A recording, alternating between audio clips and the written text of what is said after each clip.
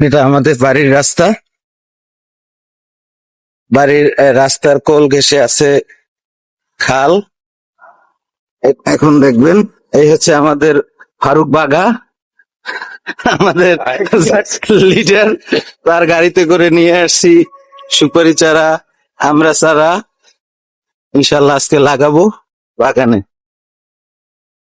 ফলন কে খাইতে পারে জানি না, লাগাই তো। আল্লাহ ওই পাশ দিয়ে দেখা যায় রিমান স্যার, আমাদের সবার মাননীয় স্যার। বিয়া দাও। আচ্ছা, আর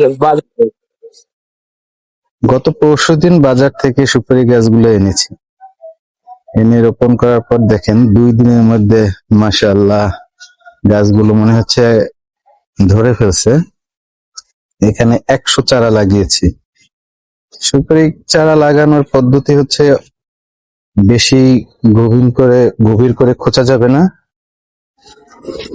মাটি উপরাংশেই লাগাতে হবে যেন পানি না জমে যায়, তাহলে সুপারি গাছ মরবে না।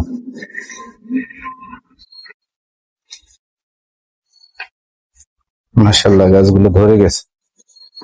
সুপারি চারা লাগানোর সিজন আসলে মূলত আষাঢ় শ্রাবণ মাস, অর্থাৎ বর্ষাকালই হচ্ছে চারা লাগানোর উপযুক্ত সময়।